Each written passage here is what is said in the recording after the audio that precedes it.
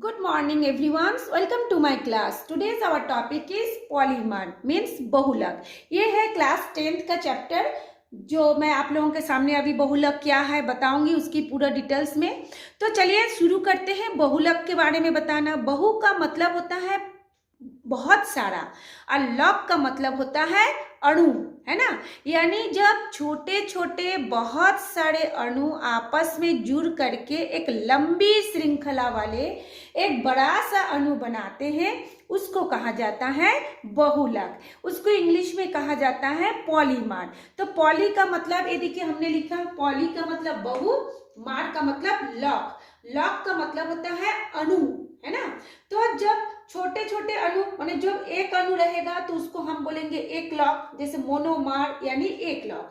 ये देखिए इनमें बहुत से छोटे छोटे अणु जो है आपस में जुड़ करके एक लंबी श्रृंखला वाले बड़ा अणु बनाएंगे तो उसको हम कहेंगे बहुलक. तो ये जो बहुलक होगा, ये जो होगा वो होगा आपका कार्बनिक यौगिक का, है ना. जो कार्बन के यौगिकों में कार्बन परमाणुओं की जब एक लंबी श्रृंखला होगी तब वो होगा बहुलक. ये जो कार्बन परमाणु है ये आपस में एक चेन के द्वारा यानी एक बॉन्ड के द्वारा जुड़े रहते हैं. आप लोग हाइड्रोकार्बन में पढ़े थे कि कार्बन और हाइड्रोजन के मिलकर के हाइड्रोकार्बन बनता है. वैसे ही जब बहुत सारे कार्बन और हाइड्रोजन, हाइड्रोजन तो कार्बन के साथ जुड़ा रहता है, लेकिन जब बहुत सारे कार्बन एक दूसरे के साथ जुड़ करके कम से कम दो और अधिक से अधिक हजारों, है ना, कम से कम दो कार्बन, दो से हजारों तक कार्बन जब एक दूसरे के साथ जुड़ करके एक लंबी श्रृंखला बनाएंगे, एक लॉन्ग चेन का निर्माण करेंगे, उसको हम बोलते हैं बहुलक. ठीक है. तो ये जो बहुलक होता है ये फिर दो प्रकार के होते हैं. अच्छा ठीक है, उससे पहले मैं आपको एक बता दूं. जैसे मान लीजिए यहाँ पे हमने 4 कार्बन वाला लिखे हैं, ऐसे करके हम लंबी जोड़ते जाएंगे तो जोड़ते जोड़ते जोड़ते जोड़ते हमारा ब्लैक बोर्ड ही खत्म हो जाएगा. उस स्थिति में हम क्या करेंगे, ऐसे एक संरचना लिखेंगे, मोनोमर का एक संरचना लिखेंगे, यानी एक लॉक का कोई भी एक संरचना. मान लीजिए हम लिखते हैं एथिलीन या इसको एथीन भी कहते हैं. ठीक है. यहाँ पे देखिए दो कार्बन परमाणु है जो एक दूसरे के साथ डबल बॉन्ड से जुड़ा हुआ है और कार्बन के दोनों सिरे से दो दो हाइड्रोजन करके जुड़ा हुआ है. अब मान लीजिए ये बहुत सारे एथिलीन या इसको कहते हैं एथीन या एथिलीन, दोनों सही है. ठीक है. अब जब बहुत सारे एथीन का अणु आपस में जुड़ेगा तब बनेगा बहुलक. तब उसको हम लोग कैसे लिखेंगे, तब उसको हम लोग ऐसे एथीन को लिख करके उसके चारों ओर ऐसे एक थर्ड ब्रैकेट लगा देंगे और नीचे में लिख देंगे एन. एन का मतलब हो गया 2 से लेकर हजारों तक. ठीक है. तो इस तरह से उसका हम लोग जो बहुलक होगा उसको इस तरह से एक थर्ड ब्रैकेट यानी एक तृतीय कोष्टक में रख करके उसके नीचे एन लिखेंगे तो वो समझ जाएंगे कि वो पॉलीमर है. अब ये जो पॉलीमर है ये आपके दो प्रकार के होते हैं.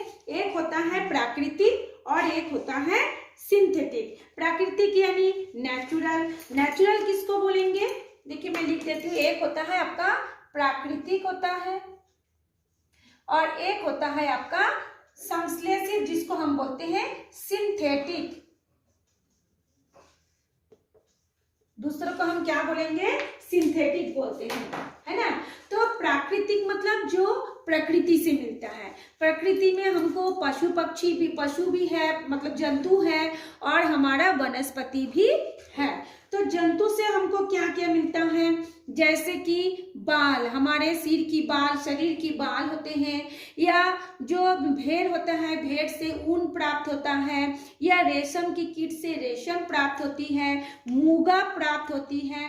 ये हो गया हमारा जंतु से प्राप्त होने वाला बहुलक. और पेड़ पौधे से कौन सा मिलता है, स्टार्च, है ना, सेलुलोज, स्टार्च, ये सब हो गया हमारा क्या बोलते हैं वनस्पति बहुलक. अब आता है सिंथेटिक पॉलीमर जिसको हम बोलते हैं संश्लेषित. संश्लेषित मतलब जिसको हम लोग खुद बनाते हैं, मानव निर्मित, मैन मेड होता है, उसको कहा जाता है संश्लेषित बहुलक. तो संश्लेषित बहुलक को चलिए हम बताते हैं संश्लेषित बहुलक के बारे में.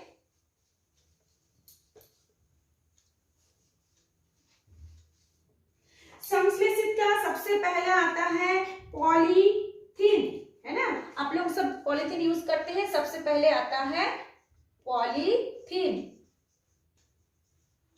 ये पॉलीथीन आता है। ये पॉलीथीन भी फिर आपका दो प्रकार के घनत्व वाला होता है। एक तो होता है आपका LDPE और दूसरा होता है HDPE। इसका मतलब LDPE मतलब क्या होता है? Low density polythene, high density polythene. Low density polythene उसको हम लोग कैसे बनाएंगे? तो देखिए, ये है हमारा एक स्ट्रक्चर एथीन का C डबल बॉन्ड C, और ये कार्बन 2 हाइड्रोजन से जुड़ा हुआ है, ठीक है। अब इसको हम क्या करते हैं, 330 to 470, ये आपका 330 से लेकर 470 टेम्परेचर में लेते हैं, केल्विन में ले लेते हैं उसको, है ना। इसको हम लोग केल्विन में लेते हैं, केल्विन। और इसका एटमॉस्फेयर रहेगा, वायु का दाब रहेगा 6 to 7 ATM यानी एटमॉस्फेयर। और इसमें आप लोग कोई भी एक उत्प्रेरक लगाएंगे, है ना। उत्प्रेरक की उपस्थिति में ये क्रिया तेजी से होगी। तो हमको ये जो एथीन होगा, या हम इसको एथिलीन बोलेंगे, तो ये सारे एथिलीन के अणु जो छोटा छोटा अणु है, वो ऐसे छोटा छोटा जो अणु है वो आपस में ऐसे करके जुड़ जाएगा, ऐसे सट जाएगा, आके बॉन्ड बना करके ऐसे जुड़ जाएगा। तब उसको हम लोग बोलेंगे कम घनत्व वाला पॉलीथीन। तो ये कैसे बनेगा? देखिए, ये ऐसे बनेगा C डबल बॉन्ड C, यहाँ पे हो जाएगा H, यहाँ पे हो जाएगा H, यहाँ पर भी H, यहाँ पर भी H। बस इसको हम लोग क्या करेंगे, ऐसे थर्ड ब्रैकेट लगा के यहाँ पे N लगा देंगे। मतलब हमको पता नहीं कि कितनी संख्या में जुड़ा है, बहुत सारे जुड़ा है, तो हमने इसको ऐसे N लगा दिए। अब सवाल होता है, इसका हम लोग उपयोग कहाँ कहाँ पर करते हैं? इसका उपयोग हम बाल्टी बनाने में, पाइप बनाने में, घरों में प्लास्टिक की बाल्टी आने लगा है ना ये, और ये सब छोटे छोटे जो खिलौने हैं उसको भी बनाने में इसका हम उपयोग करते हैं। और ये क्या होता है, अल्प पारदर्शी यानी ट्रांसलूसेंट। एक होता है पारदर्शी जैसे कांच आर पार दिखता है, एक होता है जैसे अपारदर्शी जैसे हमारा ईंट, लकड़ी, सिम, दीवार, वो इस पार से उस पार दिखाई नहीं देता। और एक होता है ट्रांसलूसेंट यानी अल्प पारदर्शी जो हल्का हल्का दिखाई देता है। आप लोग देखे होंगे जो घरों में प्लास्टिक में अगर बाल्टी है आपके घरों में और उसमें पानी भरेंगे तो बाहर से वो मतलब दिखता है कि हाँ उसके अंदर कुछ है ना, हल्का हल्का दिखता है।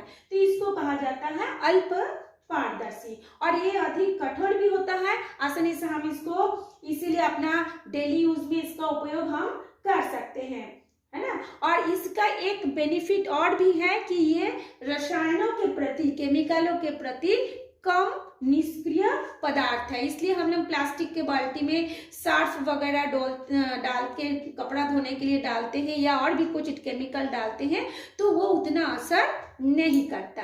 ठीक है, अब हम लोग नेक्स्ट पे जाते हैं, HDPE में जाते हैं, है ना। तो ये जो लो डेंसिटी आपका हो गया पॉलीथीन, ये आप जाते हैं हाई डेंसिटी पॉलीथीन। इसमें भी हमने ये पॉलीथीन लिए लेकिन इसका टेम्परेचर अलग हो जाएगा।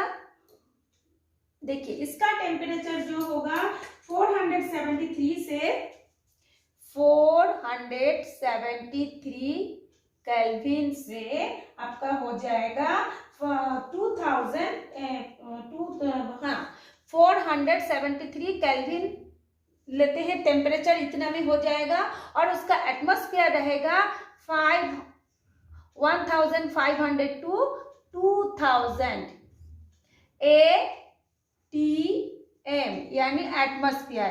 इसका टेम्परेचर है 473 डिग्री केल्विन और वायुमंडलीय दाब है 1500 से 2000 वायुमंडलीय दाब पर। इसको हम लोग क्या करेंगे, किसी उत्प्रेरक की उपस्थिति में गर्म करेंगे। तो गर्म का चिन्ह को ऐसे लगाया जाता है, तब भी उसमें क्या बनेगा, उच्च ऐसे ही बनेगा लेकिन वो क्या हो जाएगा, उच्च घनत्व वाला हो जाएगा। मतलब उसका घनत्व क्या हो जाएगा, अधिक हो जाएगा। तो जैसे कि इसका उदाहरण क्या है, पॉलीथीन का घनत्व ज्यादा और इसमें घनत्व अधिक होने के कारण इसका गलनांक कम होगा, इसलिए ऐसे पॉलीथीन का उपयोग बोतल बनाने में और पन्नी बनाने में, जैसे आप लोग पानी का गर्मी के दिनों में पानी बॉटल खरीदते हैं ना, वो जो बॉटल होता है ये हो गया आपका HDPE से बना, यानी उच्च घनत्व वाला पॉलीथीन। या फिर आप जो पन्नी में मार्केट से कुछ सामान लाते हैं, जो मतलब कोई भी सब्जी वगैरह, कोई मीठा चीज कुछ भी लाते हैं, तो वो चीज जो दोनों है वो होता है HDPE से बना, यानी हाई डेंसिटी पॉलीथीन। तो ये हो गया आपका दोनों। उसके बाद ये जो संश्लेषित पॉलीमर है उसका एक हो गया आपका पॉलीथीन। अब दूसरा में हम लोग देखते हैं दूसरा क्या है।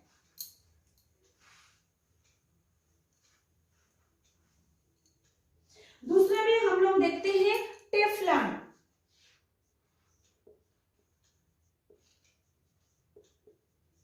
दूसरा है आपका टेफ्लॉन। अब ये टेफ्लॉन क्या है? आप लोगों के अक्सर सबके घरों में आप देखे होंगे, नहीं तो टीवी में तो देखे ही होंगे कि एक ऐसा कढ़ाई तावा आने लगा है जिस पर यदि हम लोग खाना बनाते हैं तो वो नहीं चिपकता है ना। तो कभी आपने सोचा कि ऐसा क्यों होता है, ऐसा क्या चीज का कोटेड से वो कढ़ाई तावा फ्राइंग पैन बना है जिसके कारण वो चिपकता नहीं है कोई भी खाना? तो इसका जो बना हुआ पदार्थ है इसी टेफ्लॉन से वो बना हुआ है ना, जो कि विद्युत रोधी होता है, यानी वो विद्युत के कुचालक होते हैं। इसलिए इसका उपयोग हम लोग पाइप या नली बनाने में किया जाता है।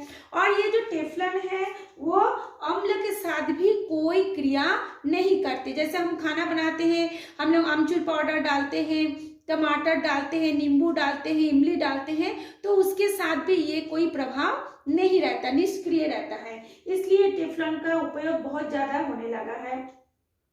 यहाँ तक कि आजकल के जो टेफ्लॉन का उपयोग गैस्केट बनाने में, पैकिंग वाले गैस्केट बनाने में भी टेफ्लॉन का उपयोग हो रहा है। अब सवाल होता है कि ये टेफ्लॉन किन चीजों से मिलकर बना है, कौन से पदार्थ से मिलकर बना है? तो ये बना होता है टेट्राफ्लोरोएथिलीन।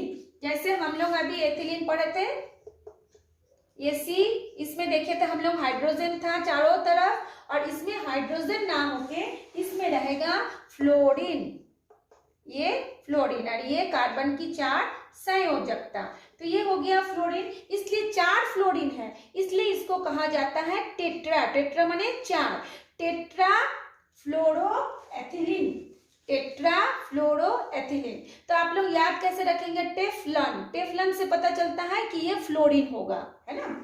तो ये टेट्राफ्लोरोएथिलीन से बना होता है, जो कि उच्च दाब पर उत्प्रेरक की उपस्थिति में बनाया जाता है। तो चलिए अब हम देखते हैं कि इसको कैसे बनाते हैं। आप इसको ऐसे लिख लिए, टेट्राफ्लोरोएथिलीन को यहाँ पे आप लिख दिए हाई प्रेशर यानी उच्च दाब, और यहाँ पे आप लिख दिए कोई भी कैटलिस्ट यानी उत्प्रेरक, ठीक है। तो इसको भी वही सेम ऐसे लिखिए, यहाँ पे FF कर दीजिए चारों तरफ, और इसको एक थर्ड ब्रैकेट में करके यहाँ पे N लिख दीजिए। तो ये हो गया आपका टेफ्लॉन। तो इसमें एक चीज आपको ध्यान देना पड़ेगा कि 330 डिग्री सेंटीग्रेड से यदि कम तापमान टेफ्लॉन को आप नहीं बना सकते, टेफ्लॉन नहीं पिघलता है और किसी भी रसायन के प्रति ये निष्क्रिय होता है। अतः टेफ्लॉन का परत चढ़े बर्तनों में खाना पकाते समय धीमी आंच का ही प्रयोग करना चाहिए। आप अक्सर आप टीवी में देखे होंगे, बोलते हैं कि इसको मीडियम फ्लेम पर या सिम पर या लो फ्लेम पर इस खाना को पकाते हैं। क्यों? क्योंकि अधिक ताप पर यानी 330 डिग्री सेंटीग्रेड ताप पर वो क्या होता है, धीरे धीरे वो पिघलने लगता है, गलने लगता है। इसलिए इसमें खाना हमेशा धीमी आंच पर ही पकाया जाता है। तो ये हो गया आपका टेफ्लॉन। और एक तो चीज है बहुलक के, वो है PVC। ये बहुत इंपॉर्टेंट है, ये दोनों ही इंपॉर्टेंट है। PVC यानी पॉलीविनाइल क्लोराइड। आपको अक्सर पूछा जाएगा PVC क्या है, आप तुरंत बोलेंगे PVC मतलब होता है पॉली, ऐसे लिखिए पॉलीविनाइल क्लोराइड। पॉलीविनाइल क्लोराइड हो गया। आप लोग देखे होंगे, आप आप लोग बरसात के दिनों में रेनकोट पहनते हैं, या फिर जो टेबल क्लॉथ का कवर जो होता है प्लास्टिक वाला, साइकिल या मोटरसाइकिल में लगने वाला जो मॉड गार्ड होता है, खिलौने होते हैं, हाथ के ग्लव्स होते हैं, दस्ताने जिसको बोलते हैं, या फिर कोई भी विद्युत का ऊपर तार के ऊपर का जो भी कोटिंग होता है, ये सब आजकल पॉलीविनाइल क्लोराइड से ही बना होता है ना। ये विद्युत के कुचालक होते हैं, इसलिए इसका विद्युत उपकरण में उपयोग होता है। अब इसको हम लोग बनाते कैसे हैं, चलिए उसको देखते हैं। तो ये सेम ऐसे ही रहेगा स्ट्रक्चर, लेकिन इसमें अंतर क्या रहेगा, ये C डबल बॉन्ड C है, इसमें आपका क्या रहेगा, हाइड्रोजन। जैसे हम लोग एथीन का पढ़े थे अभी अभी, यहाँ पे 3 हाइड्रोजन रहेगा, लेकिन एक तरफ क्या रहेगा, ये क्लोरीन रहेगा, है ना। इसको बोलते हैं पॉलीविनाइल, ये इसको बोलते हैं विनाइल क्लोराइड, यानी एक तरफ क्लोरीन है, ठीक। तो इसको बोलते हैं विनाइल क्लोराइड, ये विनाइल क्लोराइड बोला जाता है। और जब बहुत सारे विनाइल क्लोराइड को हम लोग एक उत्प्रेरक की उपस्थिति में गर्म करते हैं, उत्प्रेरक की उपस्थिति में, यहाँ पे आप लिखिए उत्प्रेरक, इसमें हम लिखते हैं गर्म करते हैं, तो ये क्या बनता है, PVC का निर्माण होता है। इसको आप ऐसे थर्ड ब्रैकेट लगा दीजिए, नीचे में N लगा दिए। N का मतलब होता है बहुत सारी संख्या विनाइल क्लोराइड आपस में ऐसे जुड़ करके कार्बन की श्रृंखला बना करके ये आपस में जुड़ा हुआ है। तो ये था आपका पॉलीविनाइल क्लोराइड। अब मैंने यहाँ पे 2 ही दिखाया है, आप चाहे तो इसको और बड़ा करके दिखा सकते हैं। जैसे मान लीजिए ये कार्बन C, फिर यहाँ पे हो गया आपका C, यहाँ पे C, यहाँ पे C, यहाँ पे C, ऐसा करके आप यहाँ पे सबके साथ ये हाइड्रोजन जोड़ दीजिए। यहाँ पर भी आप हाइड्रोजन क्लोरीन जोड़ते जाइए, है ना, ऐसे। फिर ये हाइड्रोजन, ऐसे करके आप लंबा, जितना लंबा चाहे आप बना करके लास्ट में आप ये N बना दीजिए। तो ये हो जाएगा आपका PVC, ठीक। अब ये जो PVC है, ये तो आपको प्रश्न में आएगा PVC क्या है। पहले तो आप लिखेंगे पॉलीविनाइल क्लोराइड को PVC कहा जाता है, फिर ये PVC विनाइल क्लोराइड का सूत्र लिखेंगे, फिर यहाँ पे उत्प्रेरक लिखेंगे, गर्म करेंगे और ऐसे स्ट्रक्चर बना के N लिख देंगे, ये हो जाएगा आपका PVC। इसका उपयोग अभी अभी हमने आपको बताया, रेनकोट, टेबल कवर, साइकिल के मॉड गार्ड, खिलौने, हैंड ग्लव्स और विद्युत के सामान को कोटिंग करने में, ऊपर से उसको ढकने में इसका उपयोग होता है। अब एक सवाल होता है कि पर्यावरण में प्लास्टिक को जलाने के लिए मना किया जाता है, ये क्यों? यह प्रश्न में आ सकता है, पॉलीथीन का पर्यावरण पर क्या प्रभाव पड़ेगा। तो हम अपने जो डेली लाइफ में पहले हम क्या करते थे, पेड़ों से प्राप्त होने वाले उत्पादों का ज्यादा उपयोग करते थे। क्यों? क्योंकि उस समय जनसंख्या कम थी, लेकिन क्योंकि आजकल जनसंख्या इतनी ज्यादा हो गई है, उसकी तुलना में पेड़ पौधे संख्या कम हो गई है, जीव जंतुओं की संख्या कम हो गई है, इसलिए हम लोगों को आजकल संश्लेषित पॉलीमर का यानी सिंथेटिक पॉलीमर का उपयोग करना पड़ रहा है। जिससे हम लोग क्या करते हैं, जैसे पहले जमाने में हमारे जो बैग हुआ करती थी, थैलियां हुआ करती थी, वो या तो कागज की बनी होती थी या फिर जूट से बनी होती है। जूट एक प्रकार का पौधा से प्राप्त होने वाला धागा है, लेकिन आजकल वो क्या होता है, उसकी संख्या कम हो गई है, पेड़ों की कटाई हो गई है, जिसके कारण हमारा पर्यावरण क्या हो रहा है, असंतुलित हो रहा है। और मानव ने, मनुष्य ने क्या करते हैं, पेट्रोलियम से प्राप्त उत्पाद पॉलीथीन का यह सोचकर उपयोग करना शुरू कर दिया है, क्योंकि इससे कम से कम पेड़ तो नहीं काटेंगे, यही सोच करके वो सोचते हैं कि क्यों ना हम पेट्रोलियम से प्राप्त उत्पाद का ही उपयोग करें। लेकिन अधिकतर जब हम इसको जलाते हैं तब उसमें बहुत से विषैली गैस निकलता है, जो कि हमारे वायुमंडल के ऑक्सीजन को कम करता है, कार्बन मोनोऑक्साइड, कार्बन डाइऑक्साइड का गैस की मात्रा बढ़ाता है, जिसके कारण हमारा शुद्ध हवा मिलना मुश्किल हो गया है। कहीं कहीं पर दिल्ली में तो ऐसे प्रदूषण होता है कि वहाँ के लोगों को सांस लेने में भी कठिनाई होती है। और ये जो पॉलीथीन है, यदि हम लोग इसको नहीं जला के मिट्टी में दबा भी देंगे तो भी वो विघटन होने में, यानी उसको मिट्टी में मिलने में बहुत लंबे समय तक इंतजार करना पड़ता है ना। इसलिए हमको इसको हम मिट्टी में भी नहीं दबा सकते, समुंदर में भी नहीं फेंक सकते, क्योंकि वहाँ के जो जीव जंतु है उसको खा के बीमार पड़ते हैं। हम ऐसे भी बाहर नहीं फैला सकते, क्योंकि मवेशी जो पशु चढ़ते हैं वो भी उसको खा के उसकी पेट में बीमारी होती है, जिसके कारण हमको शुद्ध दूध भी आजकल नहीं मिलता है। ठीक है, तो इस कारण से पॉलीथीन जो है हमारे पर्यावरण पर बहुत ज़्यादा बुरा असर डाल रहा है, और इसी के कारण से हमारे जो पानी, हवा, मिट्टी, सारे चीज, मिट्टी भी प्रदूषित हो रही है, हवा भी, पानी भी। ठीक है, तो इस कारण से हम पॉलीथीन जो है हमारे पर्यावरण पर बहुत बुरा असर डाल रहा है। तो इसके लिए हम लोग को क्या करना चाहिए, ये जो पॉलीथीन है, कुछ पॉलीथीन जो है उसको इकट्ठा करके हम पिघला करके दोबारा नए चीज बना सकते हैं, जिसको हम लोग कहते हैं रिसाइकलिंग, यानी पॉलीथीन का पुनः चक्रण। उसको पिघला करके हम लोग क्या बना रहे हैं आजकल देखोगे, प्लास्टिक का सड़क बनाया जाता है, रोड, प्लास्टिक का रोड बनाया जा रहा है ना। तो ये जो प्लास्टिक का रोड जो है पॉलीथीन को पिघला करके उसको हार्ड करके फिर से उसका उपयोग रोड बनाने में किया जा रहा है। लेकिन जो भी हो, किसी न किसी दिन रोड भी आपका बिगड़ेगा, खराब होगा, फिर उसको उसी मतलब मिट्टी में गाड़ेंगे या जलाएंगे या उसको जला करके नया प्रोडक्ट बनाएंगे, तो भी हमारा पर्यावरण प्रदूषित होगा। तो ये था आप लोगों का बहुलक का चैप्टर। तो इसको चैप्टर नहीं, टॉपिक, इसको आप लोग पढ़िए, और पढ़ करके ये आप लोगों का 10th का लास्ट टॉपिक था सिलेबस का, ये खत्म हो गया। आप लोग इसको पढ़िए, और यदि आपको एग्जाम से पहले 10th के सिलेबस से, साइंस से रिलेटेड कुछ भी आपको पूछना हो तो आप उसमें से कमेंट्स बॉक्स में जाके पूछिए, हम उसका आंसर भी आपको ऐसे ही समझा करके बताएंगे।